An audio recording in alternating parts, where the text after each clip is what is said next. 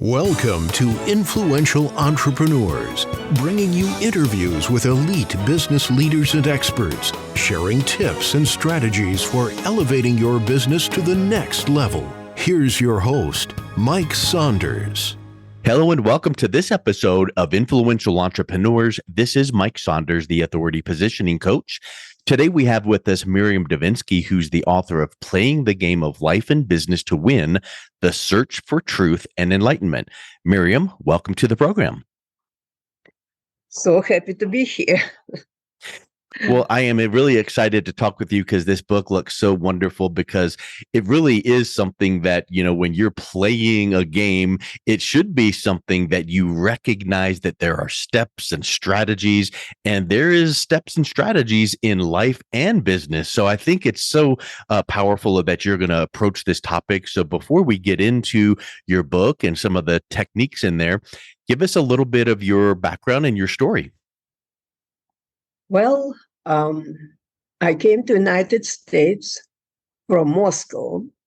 I had a happy life, defended my Ph.D., had a wonderful job, beautiful apartment, and everything was just great. Until the moment that my neighbor, who was working in military intelligence, which I even didn't know at the moment, took me for a walk and said, "Miriam, you have to leave." I didn't even understand to leave what, to leave for what reason. And he explained to me that he is a person who works in military intelligence. He was in the KGB for his own business. And my file was, by God's mercy, in front of him. And he strongly suggests that I leave the country. Thank God for United States of America Constitution had the 27th Amendment by which I was allowed to come in.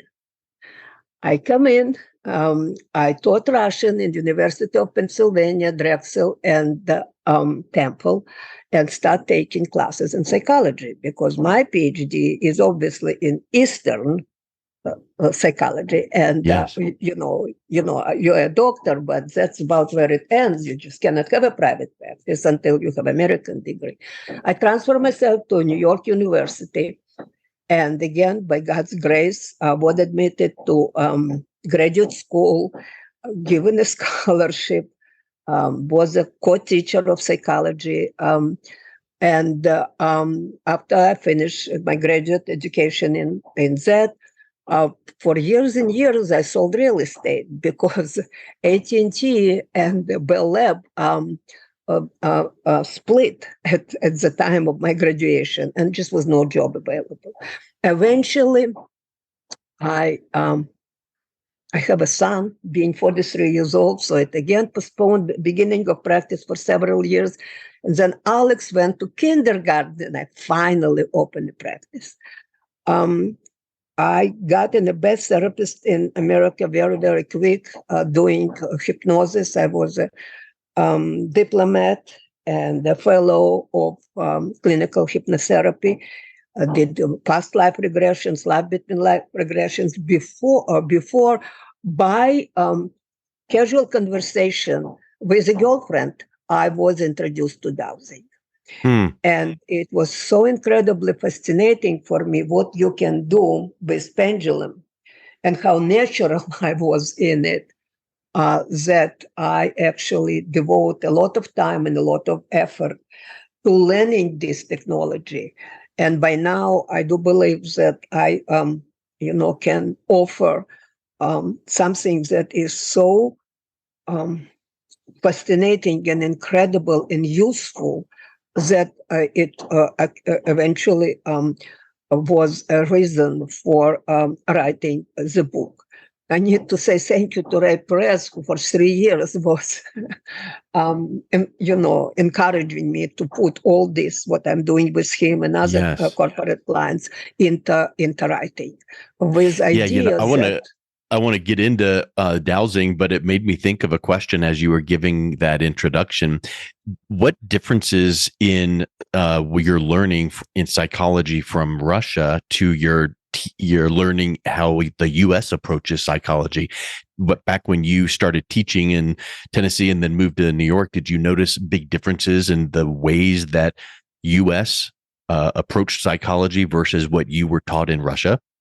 Yes, I taught in University of Pennsylvania, I taught Russian and started taking classes in psychology. And it was completely evident to me a very big difference between European style of education and American style of education. To make situation a little funny, my American colleagues would always ask me, Miriam, how do you know about that? How know about this? And to me, it was just, in Moscow, or the education and environment is such that it's very encyclopedic. You know a lot of things around what you're specializing in. In NYU, New York University, I experienced very different approach. People really know absolutely to the smallest detail everything that they made to know about what they're specializing in, versus the broad field of psychology where it fits. Both approaches have their pros and cons, and I was very, very lucky to experience both of them. Again and again, American education in psychology, specifically University of Pennsylvania and New York University, is very impressive. Yeah. It's very, very, I already had, a doctorate, and I still learn a lot in depth. Well, we should all be learning every single day. There's never a time that we all just arrive. So just constant and never ending improvement. I think that is really great. So you took your traditional approach from your psychology learning from Russia, and you're learning in the US, and you're teaching. And, interestingly enough, when we teach people something, we tend to learn it even better and better and better ourselves. So probably you started noticing that, plus working with clients and patients, and probably your methodology and strategy started coming to the surface, which is why you started thinking, let's get this down into this book, Playing the Game of Life and Business to Win the Search for Truth and Enlightenment. So you mentioned dowsing, and for me, before I met you, I had never heard of that word. So let's talk about that. What is dowsing? Well, this is a very good question. There is several definitions of dowsing, and the depths of how people understand dowsing depends on how they understand their reality of life.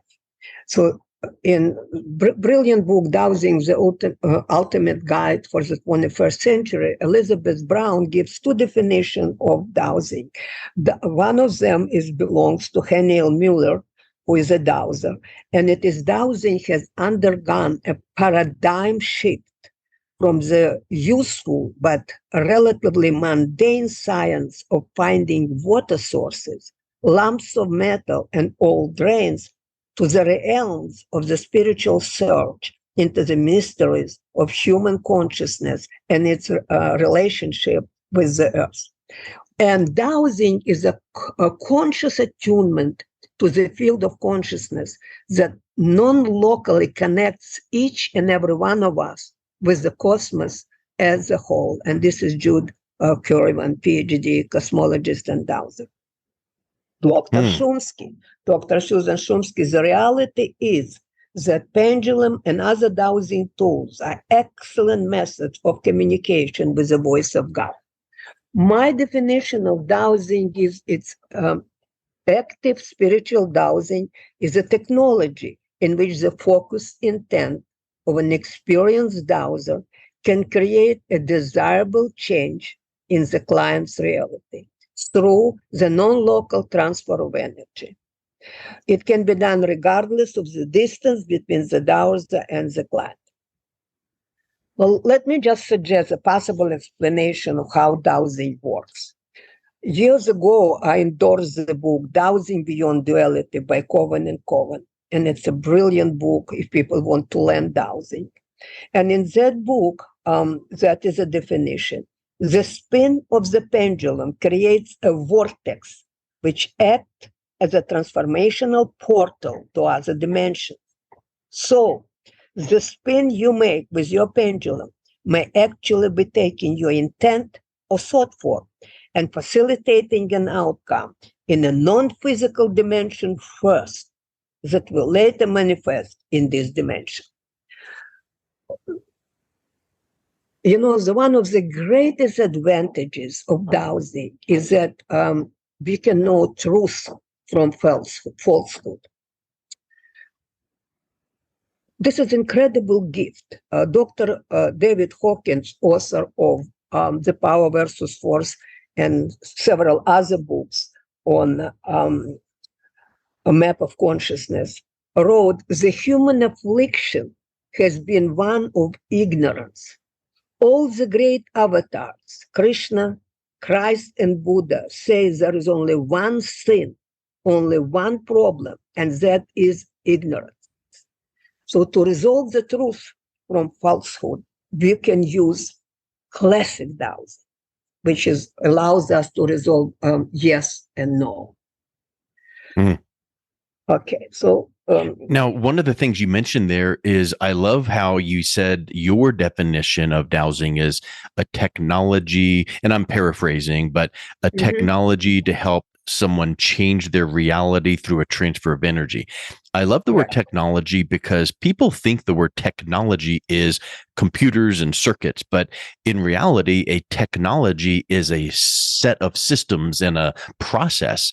Well, if dowsing is a technology and it helps enhance reality by a transfer of energy, that is something to look at as far as how can that be.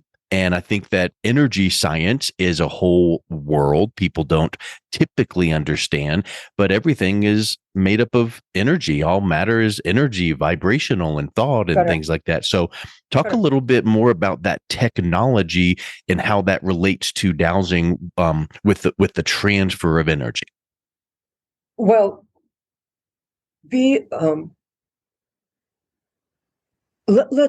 let's relate to how it works with the clients. Obviously, our success is a result of our actions. Our actions is a result of our mindset. Up to this point, everybody will agree. But what is really true and interesting that our mindset is ruled by our unconscious. Yes. In our unconscious, there is all fears, all unresolved crises, all developmental traumatic experiences, all false beliefs about money and everything else. Dowsing can release it. I can release it from my client and transform this energy into energy of positive alternatives to these beliefs. Look what's happening. It changed everything, including our emotional life. Our emotions is a result of our expectation meeting our perception. Our expectations are in our unconscious mind. Perception is what we believe is what we see, what coming to us. The whole majority of therapists trying to help a client to change their perception. While I, with dowsing, thank God, can change their expectations. Why? Because the expectations are in the unconscious and they're driven by their fears, unresolved emotions, unresolved crises, everything unresolved. We don't know what we don't know. It's in our unconscious. If I can find it and release it, and obviously, I have protocols to do it, then we change the expectation. Then what person perceives does not trigger the stress. So people stop reacting to the life. And that's a big, yes, that's a big point there. If you can respond rather than react, then that makes a big change. Right. First of all, person is not stressed. Second of all, it's clear-minded and it can respond to reality instead of react to reality. If you will have a look at what Sadhguru famous guru now writes, he says that karma stops when you stop reacting and begin responding. The grace comes in. And absolutely, spiritual dowsing can do that. We can absolutely erase, release all non-beneficial content of the unconscious. It takes time, but it absolutely can be done. And transform it to its opposite, installing baseline of self-love, self-esteem, self-worth, all positive things that, we can only imagine. And is it accurate to think that when you are wondering about a question or direction, and then you are working with a client with dowsing, that the answer is in their subconscious, they just don't know it's there, and you are helping to look for that, release it, and then that's where that pendulum comes in? Absolutely. But this definition of Dr. Shumsky says that it's a way to hear the voice of God. My understanding is that because I am experienced dowser, I connect to the very deep part of my client's superconscious mind, which I would say higher self. And when they ask a question, I channel their higher self answer. This is why my corporate clients not only do sessions, but in between have a lot of, questions. Should I fire? Should I hire? Should I go to that meeting or this meeting? Whatever the question is. What is the percent of benefit of doing that and this? What is the financial benefit of doing that and this? How can I answer this question? I channel their higher self. And I think some people would understand this definition of what is dowsing and then say, why douse? And I think that's a broad question, because there's a lot of applications, like what you were just saying, is it connects to what's already in your subconscious, but you don't know that. So what are some thoughts around why someone should use this technology? Look, what was happening before spiritual dowsing? I was normal psychotherapist. I did it myself. What we try to do with the client is to change their point of view, make client aware of the unconscious programming. And then, as Dr. Schaffner wrote, it can take years of reflection, introspection, and difficult conversation with others to come to understanding of yourself and finding your way. This is why, normal psychotherapy takes considerable amount of time and not necessarily very successful.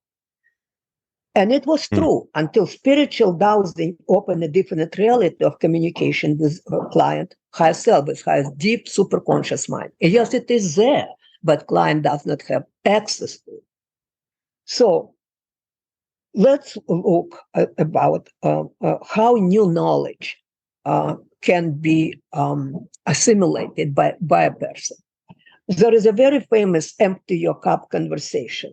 And it's a scholar Tokusen, who was full of knowledge and opinions about karma, comes to Raitan, the Zen master, and asks about Zen.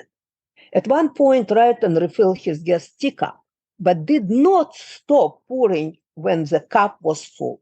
Tea spilled out and ran over the table. Stop! The cup is full, said Tokusen. Exactly, said Master Raitan. You're like this cup. You're full of ideas. You come and ask for teaching, but your cup is full.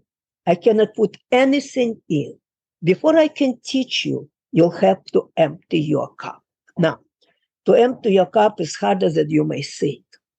By the time we reach adulthood, we are full of information that we don't even know is there. In fact, everything we learn is filtered through many assumptions and beliefs that we already have in our unconscious mind. So according to Dr. Carl Jung, until you make the unconscious conscious, it will direct your life and you will call it fate. Now, unconsciously, we learn something new by linking it with something we already know. It fails when new has a different frequency from the old, and that is in our unconscious. So this is why spiritual dowsing, that mind repatterning, is so incredible technology, because we can go to this unconscious, empty the cup, and fill it with new transformed concept that leads to different reaction to life, different reaction, different action in a business. So when I'm hearing you say that, it made me think of a question. You don't know what you don't know, and then you become, consciously conscious of things around you. So after working with a patient with several sessions of spiritual dowsing, is there a time that the person starts understanding themselves better? And then when they have a question or concern about something in their life, they may not necessarily need as many more dowsing sessions because they've become more aware of how they operate, because the dowsing has now brought to their awareness how they're wired. That is absolutely correct. Very often, Thank you. My client, who is with me for years, will say, isn't that interesting? What you just said, I thought so. I was thinking about it in exactly the same way. So what is actually happening here is very, very important, because they become, the clients again, with time. First of all, the unconscious, functions completely differently. So the life is by intent versus by default. The law of attraction, law of manifestation, law of success all works by intent instead of by default. And they are beginning to build the bridge to their own superconscious mind, to their own higher self. Mm-hmm. And doesn't that then tie into, you hear the statement that people make, know yourself. And I think that almost is that bridge that you're talking about. Yeah. Exactly. Knowing yourself is the beginning of all wisdom. Aristotle knows thyself, Socrates. He who knows others is wise. He who knows himself is enlightened. Tao Te Ching. The privilege of a lifetime is to become who you truly are. Exactly, to know that you are your own higher self, which is a Christ consciousness and I am presence. And when people you mentioned Aristotle and Socrates, and I know in education, you would know this, the Socratic method is a strategic way of asking questions to bring about learning. Well, if you are approaching your own higher self and knowing yourself through a Socratic method of asking yourself questions, doesn't that help with what you're talking about there? It's just a constant, never-ending loop of learning your own self. Correct. That's what enlightenment is. Enlightenment is to live in full understanding and in full experiencing of your higher self. That's what enlightenment actually is. And what spiritual repatterning, mind repatterning, dowsing does, it brings you to that opportunity and brings you to actually be able to live heaven on earth. That what is Jesus the Christ, the Master, said, the paradise, the heaven is inside of us. This is where it is. It's in our higher self. This has been such a great, enlightened conversation about what is dowsing and why, and knowing yourself. You mentioned earlier about the pendulum. Can you talk a little bit more about the significance of the pendulum? And is it like, for instance, can I just go down to the store and buy a pendulum and dowse? Probably not. But what is the significance of the pendulum, and how does that work in the technology and technique? In fact, there are several divination devices. Pendulum is one of them. I do use pendulum the most. For me, very often I when I'm channeled the client and connected to his higher self, I sort of already know the answer. But for me, the pendulum allows me to verify it. If you ask me the question, what is the financial benefit for me to do such and such, then I need the pendulum to count. Is it 100%, 95%? If you need to hire somebody as an assistant, and you would ask Miriam, I would love to know integrity of this person, professionalism, their Hawkins, standing on a Hawkins scale, that I need to dowse with pendulum because I count it mentally, and pendulum will show me where to stop. People who, that mundane practice of dowsing, which all that started with when people were looking for a water, they use a different device, and that device from parallel, they hold it in parallel, it will cross when they are over the water. So there are different devices, but device is an extension of me. It's not, you just cannot buy the pendulum and dowse. You need to learn dowsing. You need to learn to get connected to your own higher self, to higher self of your client.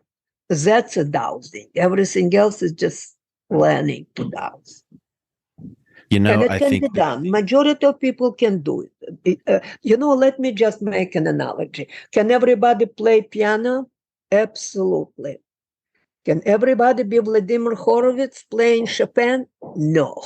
Right. So some people will, be amateurs and can answer yes and no questions, and some people can go all the way and have it's a practice and a gift, both. I would say gift and a practice, both. Yes, I love it. Well, it's so enlightened to learn from you, and thank you for coming on and teaching us about this really interesting topic, and is one of the main introductions of your book. So I'm looking forward to reading that when it is complete. So if someone is listening to this podcast interview and would like to learn more about yourself and how you work with people on dowsing and other things, what's the best way that they can reach out and connect with you? Miriam360.com. That is very simple. Miriam360.com. Right. And it's small m. It probably does not matter. Miriam360.com. And I'll be very happy to connect. Excellent. Well, thank you so much for coming on today, Miriam. It's been a real pleasure talking with you. You've been listening to Influential Entrepreneurs with Mike Saunders. To learn more about the resources mentioned on today's show or listen to past episodes, visit www.influentialentrepreneursradio.com.